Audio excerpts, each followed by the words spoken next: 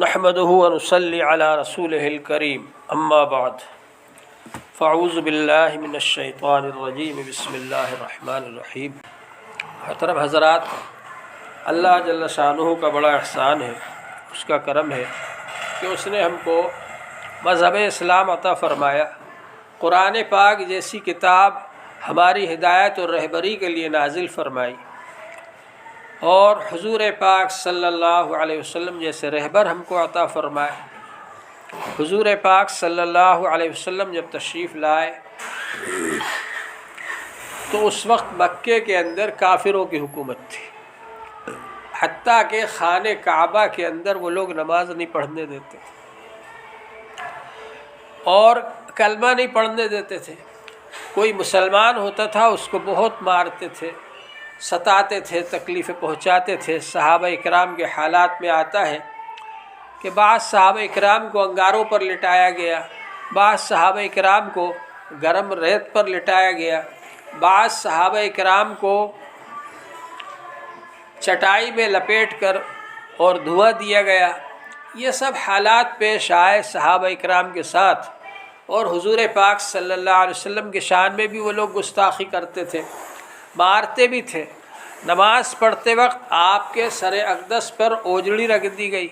حضور پاک صلی اللہ علیہ وسلم کو کئی بار مارا ہے کافروں نے مکہ مکرمہ میں رہتے ہوئے، کیونکہ وہاں پر ان کی حکومت تھی اور وہ جو چاہتے تھے وہ کر سکتے تھے۔ اس زمانے میں قبیلوں کی حکومتیں ہوا کرتی تھیں، تو وہ حضور پاک صلی اللہ علیہ وسلم کے دین کو آگے بڑھنا نہیں چاہتے تھے، دیکھنا نہیں چاہتے تھے کہ آگے بڑھتا ہوا دیکھیں اسے۔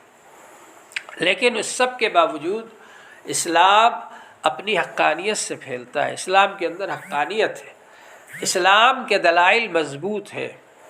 اسلام جو پھیلتا ہے وہ اپنے اندر کی جاذبیت سے پھیلتا ہے۔ جو بھی حضور صلی اللہ علیہ وسلم کے پاس آتا تھا وہ متاثر ہو کر جاتا تھا۔ حضور پاک صلی اللہ علیہ وسلم کو دیکھ کر اور قرآن پاک کو سن کر اس کا دل متاثر ہو جاتا تھا، اور کٹر سے کٹر کافر بھی کلمہ پڑھ لیتا تھا۔ یہ حقانیت ہے اسلام کی، یہ جاذبیت ہے اسلام کی، یہ تاثیر ہے قرآن پاک کی، یہ تاثیر ہے رسول پاک صلی اللہ علیہ وسلم کی سیرت کی، کہ آپ کے اخلاق دیکھ کر، آپ کا رحم و کرم دیکھ کر، آپ کے برتاؤ دیکھ کر اور لوگوں کے ساتھ اچھے معاملات دیکھ کر اسلام آگے بڑھتا گیا اور پھیلتا چلا گیا۔ اور حتیٰ کہ جب ان لوگوں نے یہ دیکھا کافروں نے کہ ہم طاقت کے بلبوتے پر اسلام کو نہیں روک سکتے، ڈرا دھمکا کر ہم نہیں روک سکتے مسلمان بننے سے، تو انہوں نے لالچ دی۔ حضور پاک صلی اللہ علیہ وسلم سے کہا کہ اگر آپ بادشاہ بننا چاہتے ہیں ہم پورے عرب کا آپ کو بادشاہ بنا دیتے، اگر آپ کسی حسین عورت سے نکاح کرنا چاہتے ہیں عرب کی حسین سے حسین عورت آپ کی خدمت میں لا کر پیش کر دیتے، اگر آپ مال و دولت چاہتے ہیں تو خزانے کے خزانے لا کر آپ کے قدموں میں ڈھیر لگا دیتے۔ لیکن یہ جو دین کا کام آپ کر رہے ہیں، دین کو پھیلا رہے ہیں، اس کام کو ختم کر دیجئے، بند کر دیجئے۔ تو حضور پاک صلی اللہ علیہ وسلم نے ارشاد فرمایا، اگر تم میرے ایک ہاتھ پر سورج اور ایک ہاتھ پر چاند بھی لا کر کے رکھ دو اور یہ کہو کہ میں اس دین کے کام کو چھوڑ دوں، تو یہ ہرگز نہیں ہو سکتا۔ یا تو یہ دین کا کام کرتے کرتے دین پھیل جائے گا ساری دنیا میں، یا پھر اس دین کا کام کرتے کرتے میں ختم ہو جاؤں گا، لیکن یہ نہیں ہو سکتا کہ میں دین کا کام کرنا چھوڑ دوں۔ تو یہ چیز ہونا چاہیے ہمارے اندر کہ ہم لوگوں سے ڈر کر دین کو نہ چھوڑیں اور لالچ میں بھی دین کو نہ چھوڑیں۔ صحابہ اکرام کے اندر یہ بات تھی، ان کو بڑی بڑی لالچیں دی گئی۔ ایک صحابی سے کہا گیا کہ ہم تم کو آدھی بادشاہت دے دیں گے، انہوں نے کہا مجھے نہیں چاہیے۔ حضور پاک صلی اللہ علیہ وسلم کے جو صحابہ تھے، کیونکہ اس زمانے میں 13 سال تک مکے میں جب کافروں کی حکومت رہی، اس حالات میں یہ صحابہ اکرام پٹ کر کے، پریشان ہو کر، ان کو ستایا گیا، تکلیفیں پہنچائی گئی، وہ سب برداشت کر کے وہ بہت زیادہ اخلاق کے اعلیٰ معیار پر پہنچ چکے تھے، ان کا اخلاص اعلیٰ درجے کا تھا، ان کے اخلاق اعلیٰ درجے کے تھے، اور ان کے اندر صبر و استقامت اعلیٰ درجے کا تھا۔ لہٰذا جب ایسے حالات آئے تو اس میں ان کا ایمان نہیں ڈگمگایا، حتیٰ کہ ہرقل روم بادشاہ جو تھا روم کا، اس کے دربار میں جب کچھ عرب کے لوگ گئے، کافر لوگ، اور اس نے نبی پاک صلی اللہ علیہ وسلم کے حالات پوچھے، تو یہ بھی پوچھا کہ ان پر جو ایمان لے آتا ہے وہ ڈگمگاتا ہے یا نہیں، ان کو چھوڑ کر الگ ہوتا ہے کہ نہیں ہوتا؟ تو جو صاحب تھے وہاں پر وہ کافر ہی تھے اس وقت، لیکن انہوں نے یہ کہا کہ ہم لوگ کتنے ہی ستائیں، کتنے ہی ماریں، کتنے ہی تکلیف پہنچائیں، لیکن ان پر جو ایک بار ایمان لے آتا ہے وہ پھر ان کو چھوڑ کر الگ نہیں ہوتا۔ تو بادشاہ روم جو تھا وہ عیسائی تھا اور عیسائی مذہب کو جانتا تھا، تو اس نے کہا وَكَذَلِكَ الْإِيمَانُ إِذَا دَخَلَ بَشَاشَتُهُ الْقُلُوبِ، ایمان کا یہی حال ہے، جب ایمان کی بشاشت دل کے اندر پہنچ جاتی ہے تو ایمان پھر نکلتا نہیں ہے، آدمی ایمان پر قائم رہتا ہے چاہے اس کو کتنا ہی ستایا جائے۔ اور یہ فرمایا کہ اگر یہی حال ہے تو وہ دین حق لے کر آئیں، اور ایک دن میرے اس تخت کے بھی وہ مالک ہو کر رہیں گے، میری اس زمین کے بھی وہ مالک ہو کر رہیں گے۔ تو بہرحال اللہ تبارک و تعالی نے ایسا مذہب ہم کو عطا فرمایا کہ اگر ہم اس مذہب کی چاشنی کو سمجھ لیں تو پھر دنیا کی کوئی حکومت، کوئی طاقت ہم کو ایمان سے ہٹا نہیں سکتی۔ موجودہ زمانے کے اندر اور اس سے پہلے بھی حالات ایسے پیش آتے رہے۔ 13 سال تک حضور صلی اللہ علیہ وسلم مکے میں رہے، کافروں کی حکومت تھی، وہاں بھی ایمان پر صحابہ قائم رہے اور استقامت کے ساتھ میں جمے رہے اور ایمان کے تقاضوں پر عمل کرتے رہے۔ مدینہ شریف جب تشریف لے گئے، اس سے پہلے کچھ صحابہ کرام کو حضور صلی اللہ علیہ وسلم نے اجازت دے دی کہ حبشہ چلے جاؤ ہجرت کر کے، وہاں کا بادشاہ عیسائی ہے۔ تو عیسائی لوگ نبی صلی اللہ علیہ وسلم کو تو نہیں مانتے تھے لیکن اللہ کو مانتے تھے۔ تو بہرحال کچھ صحابہ کرام کشتی میں بیٹھ کر ہجرت کر کے وہاں چلے گئے حبشہ، اور حبشہ کی حکومت میں رہے۔ اب کافروں کو جب معلوم ہوا کہ ارے ہم سے چھوٹ کر، ہم سے بچ کر یہ لوگ حبشہ چلے گئے، تو وہاں بھی انہوں نے اپنا ایک نمائندہ وفد بھیجا اور بادشاہ سے جا کر بات کی کہ ہمارے یہاں کے کچھ باغی آپ کے یہاں آ گئے اور وہ تو عیسائی مذہب کے خلاف عقیدہ رکھتے ہیں۔ تو بادشاہ نے بلایا ان مسلمانوں کو، ان میں سر فہرست حضرت جعفر طیار رضی اللہ تعالیٰ عنہ، حضور صلی اللہ علیہ وسلم کے چچا زاد بھائی حضرت علی رضی اللہ عنہ کے بھائی حضرت جعفر طیار رضی اللہ عنہ، وہ کھڑے ہوئے اور انہوں نے بادشاہ کے سامنے سورہ مریم تلاوت کی۔ سورہ مریم جب پڑھی تو بادشاہ کی آنکھوں سے آنسو جاری ہو گئے اور کہا کہ ہم بھی وہی کہتے ہیں جو اس قرآن میں نازل ہوا عیسیٰ علیہ السلام کے بارے میں، ہم بھی ان کے بارے میں کچھ اور عقیدہ نہیں رکھتے۔ اور ان لوگوں سے یہ کہا، مکے والوں سے، کہ تم لوگ چلے جاؤ، یہ لوگ یہاں رہیں گے اور ہماری طرف سے ان کو پوری اجازت ہے۔ اور مسلمانوں سے یہ کہا کہ تم یہاں رہو، یہاں پر اپنے دین پر عمل کرو، تم کو کوئی نہیں روکے گا، کوئی نقصان نہیں پہنچائے گا، تمہارا جان مال سب یہاں پر محفوظ رہے گا۔ یہ ایک واقعہ ہوا۔ تیسرا واقعہ یہ ہوا کہ حضور صلی اللہ علیہ وسلم اور صحابہ کرام ہجرت کر کے مدینہ منورہ تشریف لے گئے، اور مدینہ منورہ میں حضور صلی اللہ علیہ وسلم نے یہودیوں کو، عیسائیوں کو، سب کو ملا کر ایک حکومت قائم فرمائی، ایک معاہدہ کیا۔ وہاں پر معاہدہ یہ کیا کہ اگر مدینے پر کوئی حملہ کرے گا تو ہم سب مل کر کے اس کا مقابلہ کریں گے، اور اگر ضرورت پڑے گی ہم ایک دوسرے کا ساتھ دیں گے۔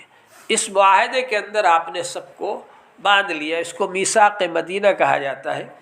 اس طرح سے مدینے پہنچ کر مسلمانوں کی حکومت قائم ہو گئی، مگر یہودیوں کو یہ آزادی دی گئی کہ وہ ان کے دین پر عمل کر سکتے ہیں، عیسائیوں کو یہ آزادی دی گئی کہ وہ ان کے دین پر عمل کر سکتے ہیں۔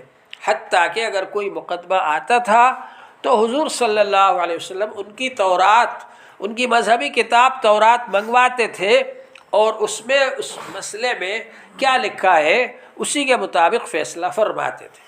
تو اس طرح سے ان کو آزادی دی گئی ان کے مذہب پر عمل کرنے کی۔ تو یہ جو ہے اللہ تبارک و تعالی نے ہمارے لیے 3 نمونے پیش فرمائے۔ ایک تو مکے کا نمونہ جہاں کافروں کی حکومت تھی، وہاں بھی مسلمان دین پر عمل کرتے رہے۔ ایک مدینے کا نمونہ جہاں مسلمانوں کی حکومت قائم ہو گئی اور کافروں کو ان کے مذہب پر عمل کرنے کی چھوٹ دی۔ اور ایک حبشہ کہ وہاں پر غیر اسلامی حکومت تھی، عیسائی کی حکومت تھی، لیکن انہوں نے مسلمانوں کو چھوٹ دی ان کے مذہب پر عمل کرنے کی۔ اسی طرح سے بعد میں پھر حضور صلی اللہ علیہ وسلم کی 10 لاکھ مربع میل پر حکومت قائم ہو گئی آپ کی زندگی میں، اور آپ کی جب وفات ہوئی ابوبکر رضی اللہ تعالیٰ عنہ نے 2 سال تک حکومت کی۔ پھر اس کے بعد میں حضرت عمر رضی اللہ تعالیٰ عنہ نے حکومت کی 10 سال تک۔ تو اس 10 سال کے عرصے میں 22 لاکھ مربع میل پر اسلامی حکومت قائم ہو گئی۔ اس کے بعد پھر حضرت عثمان رضی اللہ تعالیٰ عنہ کے زمانے میں 60 لاکھ مربع میل پر اسلامی حکومت قائم ہو گئی۔ پھر اس کے بعد میں کافروں نے یہ سمجھ لیا کہ اب ہم کھل کر مقابلہ نہیں کر سکتے، لہٰذا انہوں نے سازشیں شروع کر دی، مسلمانوں کے خلاف سازشیں شروع کر دی، اور ان سازشوں کے نتیجے میں حضرت عثمان رضی اللہ عنہ کی شہادت ہوئی۔ پھر اس کے بعد میں معاویہ رضی اللہ عنہ کی حکومت میں، حضرت علی رضی اللہ عنہ کے زمانے میں آپس میں جنگیں ہوئی مسلمانوں میں، یہ سب سازشوں کے نتیجے میں ہوا۔ کچھ لوگ حضرت علی رضی اللہ عنہ کی طرف ہو گئے، ان کو بھڑکایا، کچھ لوگ حضرت معاویہ رضی اللہ عنہ کی طرف ہو گئے، اور اس طرح سے جو مسلمانوں کی جنگیں ہوئی اس میں مسلمانوں کا بہت زیادہ خون خرابہ ہوا، ناحق خون بہا۔ بہرحال یہ سب ہوا۔ پھر حضرت معاویہ رضی اللہ عنہ کی حکومت جو ہوئی ملک شام میں، اور حضرت علی رضی اللہ عنہ کے بعد پھر سب جگہ ان کی حکومت قائم ہو گئی۔ حضرت علی رضی اللہ عنہ جب تک خلیفہ برحق تھے، رہے زندہ، تو معاویہ رضی اللہ عنہ حالانکہ صرف ایک ملک شام کے تھے گورنر، لیکن انہوں نے پورے امیر ہونے کا دعویٰ کیا، یہ غلط کیا، اس کو بغاوت کہا جاتا ہے، اور اس کی وجہ سے جنگ بھی ہوئی۔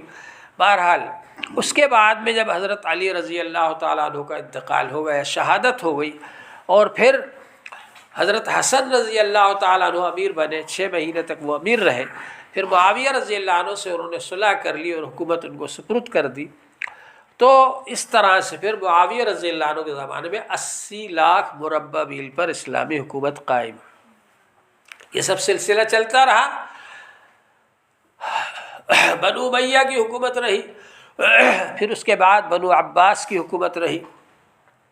مامون رشید نے ایک بار بادل سے کہا تھا، یا سحاب امطری حیث شئت، اے بادل تو جہاں چاہے جا کر برس، یاتی خراجک الیہ، تیرا ٹیکس تو میرے پاس ہی آئے گا۔ اتنی بڑی حکومت تھی مامون رشید کے زمانے میں۔ تو یہ سب حکومتیں مسلمانوں کی رہی۔ پھر بنو عباس کے بعد میں عثمانیوں کی حکومت رہی، پھر عثمانیوں کی حکومت ان لوگوں نے ختم کی۔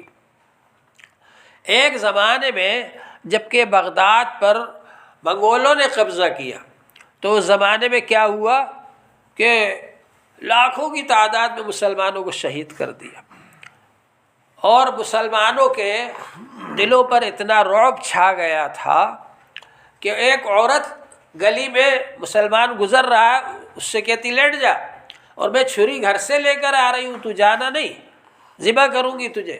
تو مسلمان میں یہ ہمت نہیں تھی کہ وہ اٹھ کر چلا جائے، وہ گھر سے چھری لے کر آتی اور ذبح کرتی مسلمان کو۔ اس طرح سے بغداد کی حکومت ختم ہوئی، اور اتنا کتب خانہ تھا، اتنی کتابیں تھیں، اس زمانے میں پریس نہیں تھی، چھپائی نہیں ہوتی تھی، ہاتھ سے لکھتے تھے، تو جو روشنائی ہوتی تھی سیاہی قلم سے لکھتے تھے۔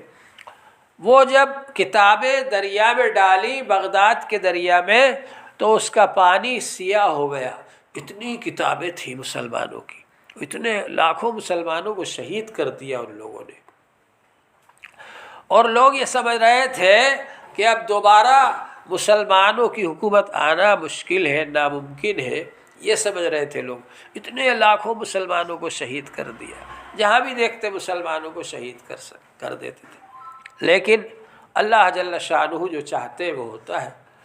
ان کا ہی ایک شہزادہ وہ گیا دورہ کرتے ہوئے ایک گاؤں میں، اور ایک جنگل میں گیا، وہاں جنگل میں دیکھا کہ ایک بزرگ بیٹھے ہوئے ہیں اور وہاں مجلس ہو رہی ہے، تو اس کو بڑا تعجب ہوا، ارے مسلمان ابھی بھی باقی ہیں، اتنے مسلمانوں کو ہم نے مار ڈالا، ابھی بھی باقی ہیں مسلمان۔ تو اس نے کہا یہ کون ہے، پکڑ کے لاؤ میرے پاس۔ تو وہ سپاہی لوگ گئے، انہوں نے کہا بھائی میں تو کہیں نہیں جاتا، جس کو آنا ہی ہے آ جاؤ۔ خیر وہ خود پہنچ گیا وہاں پر شہزادہ، کہا کہ گرفتار کرو ان کو، ہتھکڑی ڈالو ہاتھ میں۔ جب ہتھکڑی ڈالی تو وہ ہتھکڑی ٹوٹ کر گر گئی، تو اس کے دل میں رعب پیدا ہو گیا، شہزادے کے دل میں۔ ان کا کہا کہ اچھا رہنے دو ان کو، بیٹھا رہنے دو، جو کرنا ہے کرنے دو، چلو یہاں سے۔ اور پھر وہ ان کے پاس کبھی کبھی آنے لگا، اور آتے آتے پھر ان سے مرید بھی ہو گیا وہ، اور مسلمان بھی ہو گیا۔ تو وہ لوگ جو کہ اسلام کو مٹانے کے لیے آئے تھے، اللہ نے ان کے گھر میں اسلام پہنچا دیا، اور ہوتے ہوتے یہ ہوا کہ پھر ان لوگوں نے ہی اسلامی حکومت قائم فرمائی۔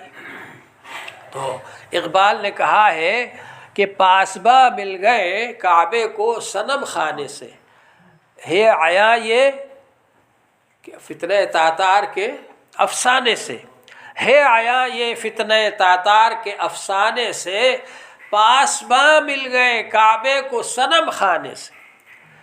جہاں سے اسلام کو مٹانے کا پرچم لے کر اٹھے تھے، وہیں پر اسی خاندان میں ان کے ہی گھر میں اللہ تعالی نے اسلام کا پرچم لہرانے والے لوگ پیدا کر دیے۔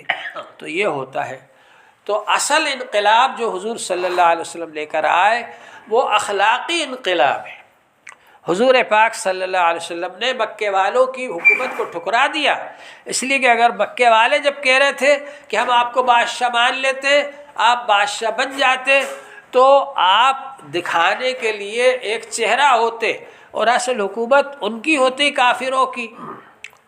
اس حکومت کو آپ نے پسند نہیں فرمایا، بلکہ آپ نے صحابہ کے اخلاق کی اصلاح کی، اور اخلاق کی اصلاح کرتے کرتے اتنے سارے مسلمان اچھے اخلاق والے بن گئے کہ اس کے نتیجے میں پورا ایک معاشرہ تیار ہو گیا، اور اتنے اچھے اخلاق والے تیار ہو گئے کہ زمین نے اور آسمان نے اتنے اچھے اخلاق والے کبھی نہیں دیکھے تھے۔ اتنا بڑا معاشرہ 23 سال کے مختصر عرصے میں 1.25 لاکھ صحابہ اکرام تیار کر دیے، اور وہ جہاں جہاں بھی گئے وہاں جا کر انہوں نے جب دین کا کام کیا، ان کو دیکھ کر لوگ مسلمان ہو گئے، اور وہ اگر حاکم بن کر گئے تب بھی انہوں نے وہاں پر ایسا انصاف کیا، ایسی مساوات کی، ایسا عدل قائم کیا کہ ان کے لوگ مرید ہو گئے اور اسلام میں داخل ہو گئے۔ تو اصل یہ ہے کہ حضور صلی اللہ علیہ وسلم اخلاقی انقلاب کے لیے تشریف لائے تھے، لیکن یہ بھی بتایا کہ اگر حکومت مل جائے تو اس کو کس طریقے سے چلانا ہے، عدل و انصاف کے ساتھ میں چلانا ہے، یہ بھی بتلایا آپ نے۔ اسی طرح یہاں ہندوستان کے اندر بھی ہمارے اکابر جو ہے اصلاً تو شروع میں تاجر بن کر آئے، عرب سے ہندوستان کے تجارتی تعلقات بہت پہلے سے تھے، اور یہاں کی تلواریں اور یہاں کی خوشبوئیں عرب جایا کرتی تھی بکنے کے لیے، اور وہاں کی بہت ساری چیزیں یہاں آیا کرتی تھی بکنے کے لیے۔ چنانچہ آپ دیکھیں گے کہ یہاں جو ساحل یعنی کنارے ہیں، سمندر کے کنارے، سمندر کے کناروں پر کیرالا ہے، اسی طرح سے اور مدراس کا علاقہ ہے، گجرات کا علاقہ ہے، ان علاقوں میں اسلام بہت پہلے آ گیا تھا، اور انہوں نے تاجروں نے آ کر کے وہاں اسلام پھیلایا۔ تو یہ سلسلہ چلتا رہا، اور پھر اللہ تعالی نے یہاں پر حکومت بھی قائم فرما دی، مسلمانوں کی۔ حضرت عمر رضی اللہ عنہ کے زمانے میں حکم ابن عاص نے ایک لشکر بھیجا تھا، اور وہ لشکر بمبئی میں تھانہ ایک جگہ ہے، تھانہ آ کر انہوں نے حکومت بھی قائم کر لی تھی، لیکن حضرت عمر رضی اللہ عنہ سے مشورہ نہیں کیا تھا۔ چنانچہ عراق کے گورنر حکم بن عاص کا یہ عمل جب حضرت عمر رضی اللہ عنہ کو معلوم ہوا، اور راستہ بہت خطرناک تھا، تو بہت غصہ ہوئے حضرت عمر رضی اللہ عنہ، اور مدینے سے خط لکھا حکم ابن عاص کو کہ تم نے میرے مسلمانوں کو، میرے فوجیوں کو خطرے میں ڈال دیا، اتنی خطرناک جگہ بھیج کر، اگر ان کا کچھ ہو گیا تو اتنے ہی آدمی میں تمہارے وطن سے، طائف سے پکڑ کر لے آؤں گا۔ یہ خط جب حکم ابن عاص کو ملا تو انہوں نے دوسرا خط وہاں سے بھیجا امیر کے نام، اور ان کو لکھا کہ بھائی تم جس حالت میں ہو واپس آ جاؤ۔ ان کو نہیں معلوم تھا کہ وہ ہندوستان پہنچ بھی گئے، اور یہ تھانہ میں آ کر انہوں نے حکومت بھی قائم کر لی، یہ سب ان کو نہیں معلوم تھا، ورنہ حضرت عمر رضی اللہ عنہ کے زمانے میں ہی یہ یہاں پر اسلام پہنچ چکا تھا۔ بہرحال پھر یہاں مسلمانوں کی حکومت بھی رہی، پھر اس کے بعد میں انگریزوں نے مسلمانوں سے حکومت چھین لی، اور 200 سال تک انگریز لوگ یہاں پر قابض رہے۔ پھر اس کے بعد مسلمانوں نے آزادی کی لڑائی لڑی، اور اللہ تعالیٰ نے ملک کو آزاد کرا دیا۔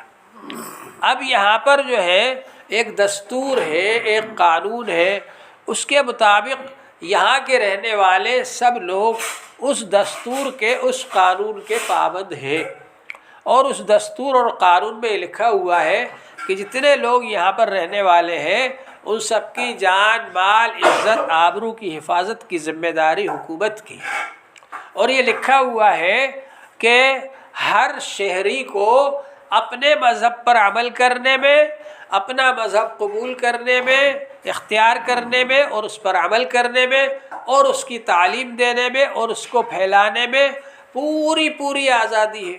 کوئی اس میں دخل نہیں دے گا، کوئی اس میں ٹانگ نہیں اڑائے گا۔ تو یہ دستور جب تک نافذ ہے تو مسلمان اس کے پابند ہیں، اور ان کی ذمہ داری ہے کہ ہم سب مل جل کر کے رہیں اس دستور کے مطابق۔ بہرحال یہاں پر بھی حکومتیں آتی جاتی رہتی ہیں، اور اس کے نتیجے میں کبھی کبھی مسلمانوں کو خوشی بھی ہوتی ہے، کبھی نہیں بھی ہوتی، تو ایسے حالات آتے رہتے ہیں۔ تلک الایام نداولها بین الناس، یہ تو دن ہے گردش ایام، بدلتے رہتے ہیں اللہ تعالیٰ۔ حضور صلی اللہ علیہ وسلم نے فرمایا جنگ ایک جھولا ہے، کبھی جھولا اونچا ہو جاتا ہے، کبھی نیچا ہو جاتا ہے، اس سے ہم کو متاثر نہیں ہونا چاہیے۔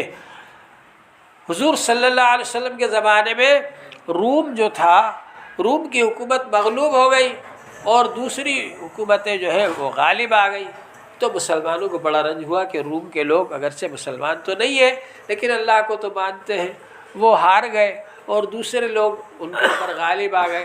اللہ تعالیٰ نے فرمایا غلبت الروم وهم من بعد غلبهم سيغلبون، ابھی تو ہار گئے روم کے لوگ، لیکن ایک وقت آئے گا وہ پھر جیت جائیں گے، غالب ہو جائیں گے۔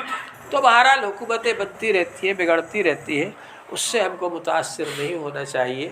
اصل کام ہمارا جو ہے یہ دین کا کام ہے، دین کا کام ہم کریں، دین پر مضبوطی سے عمل کریں، حالات کے لیے اللہ تعالیٰ سے دعا کریں کہ ہمارے حالات اچھے بنا دے، اور دین پر استقامت مسلمانوں کو عطا فرما دے، اس کے لیے ہمیں کوشش کرنا چاہیے۔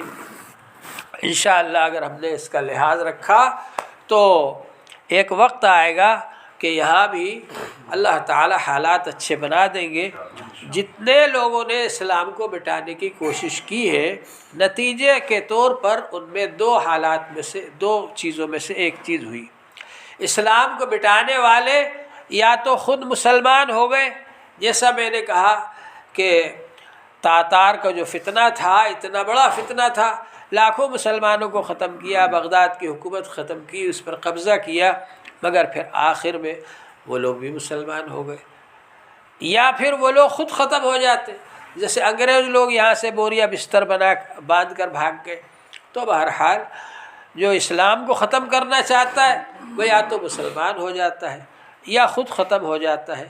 بشرطے کہ ہم لوگ ایمان پر قائم رہیں، اسلام پر قائم رہیں۔ آپ کو معلوم ہوگا کہ روس میں کمیونزم کی حکومت قائم تھی، 70 سال تک کمیونسٹوں کی حکومت رہی روس کے اندر، کلمہ پڑھنا منع تھا، قرآن پڑھنا منع تھا۔ ان حالات میں بھی ہمارے علماء تہ خانوں میں بیٹھ کر بچوں کو قرآن پاک پڑھاتے رہے، لیکن کیونکہ کمیونزم یہ انسان کی فطرت کے خلاف تھا، لہٰذا ایک وقت وہ آیا کہ جہاں پر کمیونزم کی حکومت تھی وہاں سے اس کو دھکے دے کر نکال دیا گیا اور سب ملک آزاد ہو گئے۔ اور جب وہاں پر دیکھا تو آئندہ نسلوں میں ماشاءاللہ حافظ موجود تھے، علماء موجود تھے، کیونکہ ان حالات میں بھی ہمارے علماء نے وہاں پر دین کا کام کیا۔ تو اصل یہ ہے کہ ہم لوگ دین پر قائم رہیں۔ اللہ تعالی ہم سب کو عمل کی توفیق عطا فرمائے۔ وآخر دعوانا الحمد للہ رب العالمین۔